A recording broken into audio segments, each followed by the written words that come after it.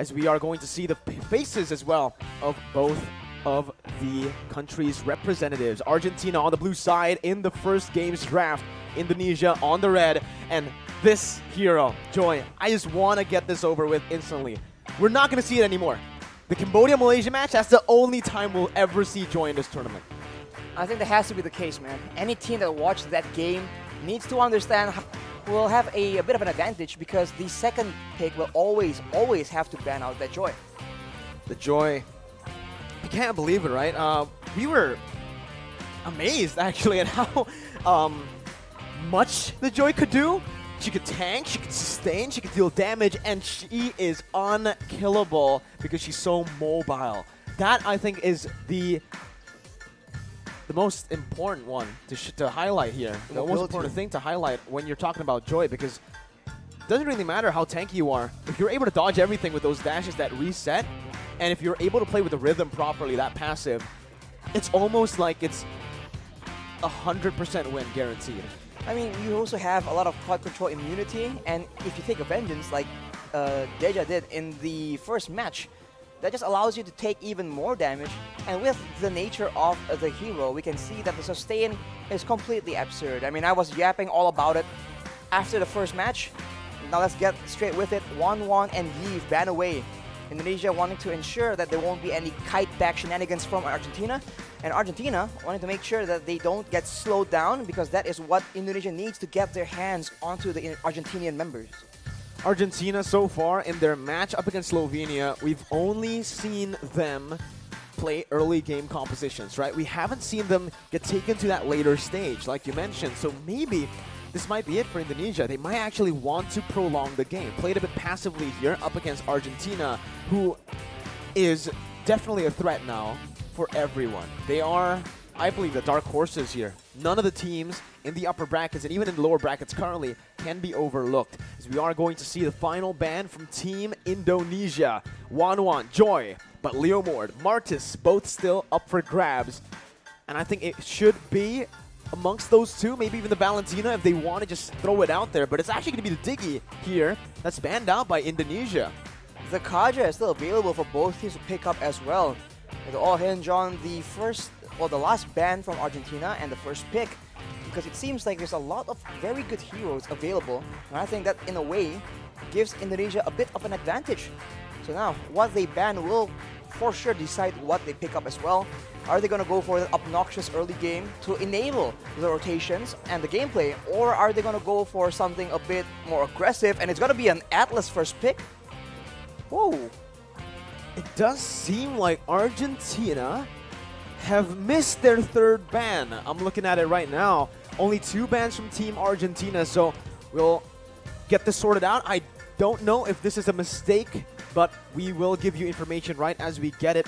Diggy was the final ban for Team Indonesia right now, as we are going to see the second pick come off, or the first pick from Indonesia on that red side. With the Atlas pick, Indonesia can just safely pick up the Akai. We know that the Akai has just been a solid counter towards these Atlas compositions. It can also be flexed over to the XP lane in the jungle. But another hero that's open, a signature pick for Taz, the Fanny, and Dreams, who was able to really pop off on the KAMBOJA. He gets a comfort pick as well. 2 comfort picks for the Indonesian side. And we have to talk about Taz on that Fanny. Man. This man is an absolute menace. Mechanical skills for days on this Fanny pick. And we've seen a lot of teams respect Bennett against Indonesia. So we'll see if this will come to haunt Argentina later on. They go for that Fredrin. Solid front line, solid crowd control, and quite the dominant, sustainable lane in the off lane. So already a difference in priorities for both these teams, but you can see that the Roamer pick is so important. It sets the tone for the early game, and it's the main tool you rely on when you need to get information, when you need to catch people off guard. And as we talk about utility, Faramis pops up. Man, this is a team fight composition that we have seen yesterday as well from Argentina. We saw that when Erwin gets his hands on the Atlas, those flashy plays do come through. With the addition of the Faramis to provide utility with that Cult Altar and a bit more sustainability to the team, it's pretty solid. The thing is, though, you gotta take a look at Indonesia's composition here with the Fanny that kind of nullifies that clumped-up style of play that Argentina are looking to go for. Indonesia can definitely now look for more pick-off heroes, more stronger laners in general to find the winning lane, and to maybe snowball from the get-go. We mentioned late game. Maybe Indonesia wants to go for that, but so far in their draft, it feels completely early game. We want to get it rolling from the start. And with the Beatrix pick here, that's another hero with a lot of AoE damage that can really nullify this Cult Altar. Aside from just the AoE damage, you have to talk about the wave clear. Right now, KAMBOJA, Fanny, Beatrix, that's a lot of wave clear for Argentina to contend with. And we talked about it again and again, as always. But when you want to have good macro game, you need to have good wave clear to establish your lane dominance, your lane pressure. Otherwise, you are stuck watching for those minion waves, and you cannot rotate as efficiently. For Argentina, Feramids and Fredrin, they're okay, but I don't think so far their composition can even compare to the amount of wave clear that Indonesia has. And I think that is going to be completely abused unless Argentina picks something up for themselves. Well, we'll have to see how it plays out, Arashi, as we are going to see the Hayabusa get banned out for Indonesia here. They actually opted to go for that, knowing that yesterday Jotun was able to have such an amazing performance, juking Team Slovenia out with that Hayabusa on that quad shadow. But now it's a respect ban towards Saikons, who is also a menace on that Yuzong.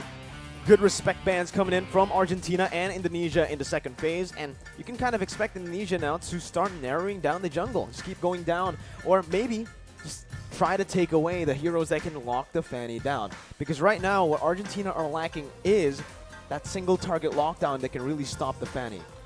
And if you look at the options available, not really much. I mean, the Franco could be an option, but Argentina have way too many heroes that would actually make it to the roamer position. And now Brody has also been banned by Indonesia. That's some good crowd control. Usually another option we see is the Moskov, I was about to say, with a knockback, with the stun as well, and the mobility. All solid choices, unless Indonesia can come up with something to deter that completely, although Argentina will ban away that Benedetta as well. We haven't seen a whole lot of the Paquito here, but it is Saikons' comfort hero back when he was in the MDL. In the MPL, it was banned from him completely. But here, he does have a chance to actually pick that up. Go for the Paquito in the XP lane. And for the mid lane, Hijume usually likes to go for just the Lilias, the Eves, that right now has been banned out. So the option for Hijume is most probably the Lilia, the Farsa. Lilia makes sense, a bit more survivability, a lot of AoE damage in the big fights, and just as we say that, it does get locked in. And now for Argentina, what could it be, man? They need some DPS for sure, and this is the problem. When you're in the current meta, anything can be played in the jungle almost. It can be a utility tank, it can be marksman-ish, it can be assassin-orientated, and considering that they're against Fanny, I think a fighter makes sense, but then they'll be very, very locked in into a front-to-back situation. And Indonesia, the flanks we saw from Saikons have been very, very dangerous. So they go for the Karina, can be used as a tank as well, and they have that Melissa to deter all these dive potential. There you go. That's the answer we were waiting for, right? Up against a team like Indonesia with the Fanny, with someone that can just dive into that back line, you need someone to be able to cover. And looking at Team Argentina's composition before they picked the Melissa, wait a minute. Brands is hovering over the Roger currently. Grr, yeah, absolutely. But we'll see. Arashi. No way. Is this going to be, are they trying to pull off the double retribution strat? I'll have to say that so many teams have been doing this to the casters. Can you please stop? This is not okay, man. You're giving us a lot of false hope here. And I don't think it's gonna be that Roger. Unfortunately, they are hovering on the Lapu Lapu. Yet another dive hero, a good engage, and crowd control. More than anything, crowd control has been so critical in ensuring that your team gets that slight edge, especially when both teams are positioning, are maneuvering so well in that mid to late game. Zace, he just loves it, man. He loves playing with the casters there, with hover over the Come on, Roger. Zace. Come on, Zace. Don't give us hope. Pick it up, man. Come on, man. Maybe Pick next it. time we'll see it. Do but it. Maybe they're saving it for later. But here, up against Argentina with Karina, picked up by Jotun and Civ. I do want to finish what I started earlier, that statement. With the Melissa's go away, that provides easy cover. And she can be quite independent in that gold lane, where usually, again, Team Argentina can play and look towards that XP lane to get that winning lane. Exactly. I think we need to figure out, well, both teams need to figure out which lane are they attempting to actually get ahead. Because if it's the gold lane, cool. You have a solid mid game and you have solid advantage in the late game. But if you leave that EXP lane untouched, the macro game, the wave gameplay, the 1 and 4 split push strategy can be utilized to its utmost potential. And with Psychots, for example, in the XP lane, going up against Tapdog as well, that is something that you do not want happening. Welcome to the land of Dawn, ladies and gentlemen. Team Indonesia here with Taz starting on the purple buff and Jotun on that Karina on the orange buff. Let's see here, Taz. One question I do have currently is what emblem is he going to go for? He opts to go for the high and dry. And now you can already see that it's going to be the mystery shop as well from Karina, as Erwin is going to get bursted down by the damage from the Fanny early on. Man, that is a lot of damage. That is what the high and dry is going to bring to the table. Taz is going to be very aggressively moving around, going for those 1v1s. And unless Argentina has solid control in the lanes, then they can actually, you know, that's how they need to play to get the opportunities to shut down, to collapse onto Taz, who is going over aggressive. Here though, Jotun is going to have a bit of a rougher time in his jungle as Taz was able to pick up that kill. It is going to be a 1-kill lead early on so far, but that's something that can really get the snowball going for Team Indonesia right now as Dreams just gets out that perfect match. Jotun still is able to get level 4 a bit faster than Taz though, even after suffering that invade early on. And to watch that there's no real counter to the engage coming in from Erwin with the Flicker Fatal Links combo. No Purifies, for example, but we'll have to see. Does Indonesia have a strategy in mind, a counter? Maybe through maneuvering to positioning. We have to see later in the mid game, but for now, the Atlas cannot be as aggressive when it comes to these skirmishes. So we'll have to wait until about level 4. Now with the first turtle spawning, you can see action building up near that top side. Both teams are playing it a bit passive here early on, but wait a minute, a solo kill in the gold lane by Brands, the Indonesian king of marksmen there, as he is able to actually win out up against the damage. Taz, out of nowhere with Dreams, finds the Divine Judgment. Now Taz just going mad with the cables, and that's going to be Hijume who picks up a double kill. Papa Dog caught in his own jungle. Psychots just does some damage, puts him back, and forces him to recall. 2 minutes in, and it's Indonesia who has a pretty solid lead.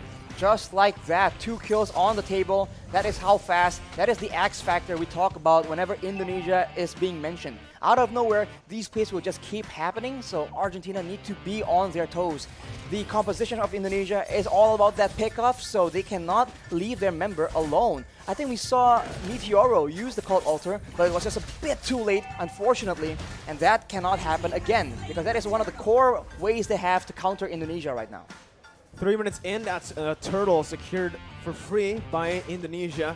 Psychots in that XP lane as well, getting a pretty substantial lead with Brands doing the same. So far, all 3 lanes are controlled by Indonesia. And this is a good read as well. Brands knows something is up, knows that Erwin has been missing on the map for quite a long time, so he plays it safe.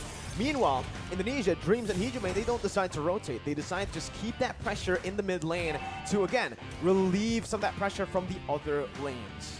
I'm just waiting for the time where Taz will start exploding out of nowhere, because right now it's a ticking time bomb, man. He is farming up, but once he feels that he has the necessary items, he's about to go absolutely wild. And as you say that, oh my goodness, Taz! There's so much damage. Hijume pops that black shoes to run away from Erwin's possible engage here. As Psychots tries to make his way into that mid lane, just again opening up the map for the rest of his teammates. And that damage is absolutely absurd, man. Meteoro just disappeared. They're trying to do it onto Erwin right now with the Divine Judgment, but Erwin pops that perfect match. Very well timed to get out of the Divine Judgment. Taz on the Fanny right now, an absolute menace. And I don't think anyone from Argentina can deal with him 1v1.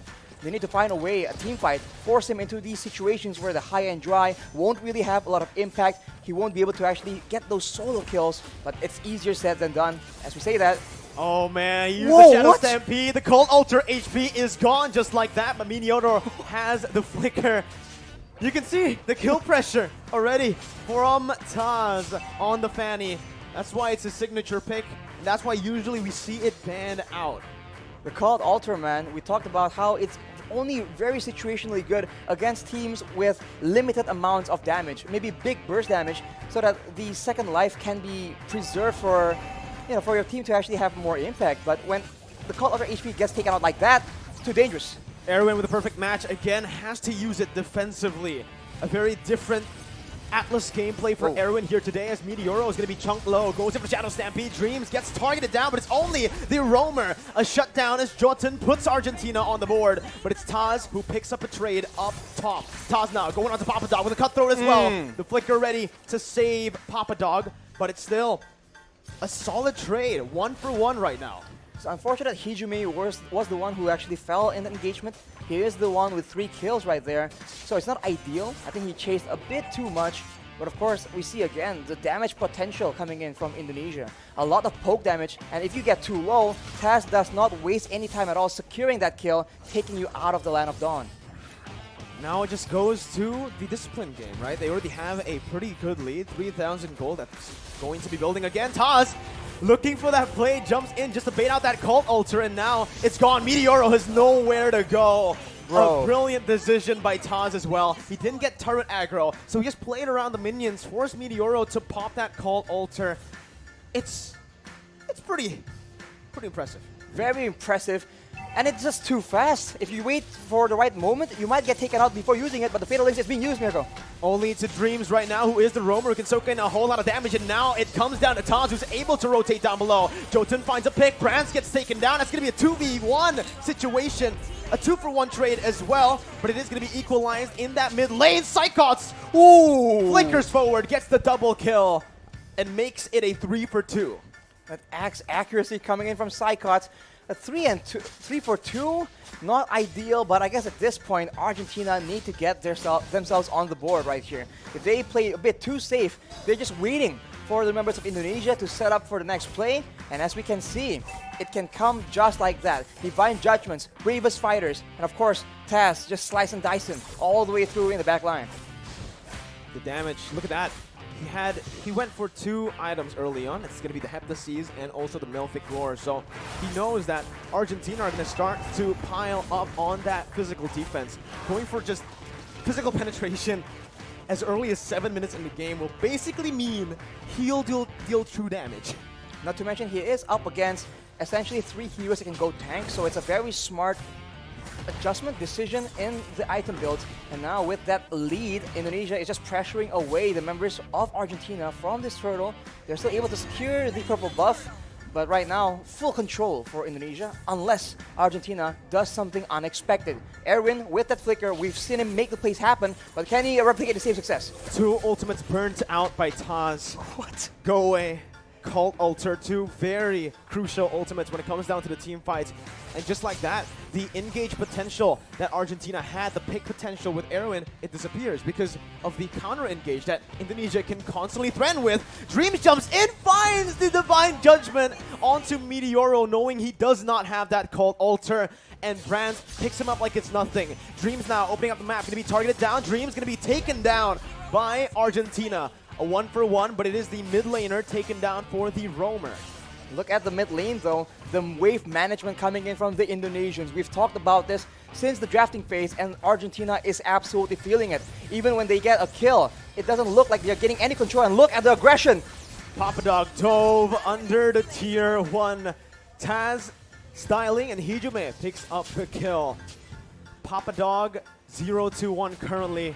Again, he tried his best early on. He went even in lane against Psychots, but because Taz has had such a good time around the map, just getting kills and getting the snowball rolling, he can start to melt these tanks down. Psychots up top waiting in the bush, jumps in with the bravest fighter, forces the go away before the fight even starts. Erwin is forced to use the perfect match now as Psychots gets caught, but he baits enough of the resources out. One frontliner for another. Erwin for Psychots as Indonesia looks for the re-engage. And Taz is a monster. Jumps in like it's nothing, jumps out like it's nothing. How is he able to maneuver like in curves on a Fanny? Usually we see linear movements with the cables, but this man, he is drifting right now. It does feel like he's drifting, you know, he's playing those cables in a way where it looks like he is actually going around the walls. But this is his signature thing. This is the reason we usually never see it get left open. And this man was a mid laner, so now in the jungle position, this man is just flexing all this mechanical skills, the killer instinct as well. And when he is that accurate with the cables, how can you like play as a backliner for Argentina, but Papadog is the one being targeted? Melted down instantly here by Psychots and Brands. Erwin tried his best to pop that conceal and the perfect match to reach towards his teammate, but Papadog just gets bursted down too fast because, again, of the items. Even Brands with the Hunter Strike in the Melfic Roar, with the POD completed so early on. Man, he can actually just burst that whole team. Yeah, right as I say it, on cue, Brands pops that Renner, gets Meteoro to a quarter of his HP, swaps to the Bennett and clears out the wave easily with the BOD completed. Now, I need to ask you a question, Arashi. Argentina, how do they come back in the game, if it's even still possible? They need to get a shot down somehow, some way, man. I mean, they have some tools to get a catch, but they need to make the proactive movement. They can't wait for Indonesia to go in like this. Well, the call ultras there. Erwin gets baited in by Taz with the cables. Meteoro falls as well as that Psychots who finds the double. Brands completing the Haas clause will mean that he will no longer need to recall. He can just hit a few minions, go for a few creeps in the jungle, and get back to full HP. Jotun trying his best to look for a play. Toss and Brands with that combo. The snipe from the purple buff and Taz with the cables as Psychos jumps in once again onto the bravest fighter. But it is going to be the go away pop as well by Argentina. Meteoro backing off. Call Ultra already used. 11 minutes in and 2 base turrets have fallen. See the discipline coming in from the Indonesians, having so much momentum and yet so patient. Snipe does not connect from Brands, but like I said, now with the Cold Altar, when do you pop it? Is it when Taz comes flying in? Is it when Brands is charging up the Snipe because he can one-shot you as well? It's such a tough situation, especially when all the responsibility is on you to keep your teams alive. Meteoro with a Cold Altar, and we can see that Erwin, he is definitely feeling the pressure. He needs to make a play, but if he tries too hard, if he forces it, this is what will happen. Indonesia can absolutely take over. 12 minutes in. This is, so far today, we have seen longer games than yesterday, right? I think the longest game we saw yesterday was 11 minutes, and today we saw a game go all the way. Dreams, though, looking for the pick, finds it like it's nothing, but it's going to be the Cold Ultra, which is placed down. Taz looking for the plays, waiting for the Cold Ultra HP to be shrink down, to be melted down as he goes in for a re-engage. Getting the base turret, getting back as well, baiting a whole lot of resources for Brands to free hit on that back line. 2 members falling for Argentina. Meteoro and Civ, the 2 damage dealers, are still up, but the Snipes connects onto Civ, and that will mean Civ will have to recall. Taz finally rejoining his team, jumps in onto Jotun, goes in for the cut though, finds Meteoro, and he's looking for a double kill, looking for a triple kill onto Civ now. He does get it in the end, a triple kill for Taz up against Argentina in a dominant game 1. Dominant for sure. This is why the Fanny has been so prioritized. It is disgusting. What is that damage, my guy? It comes in, it's just so much damage so fast. Because if there's some time for Argentina to try and react to it, to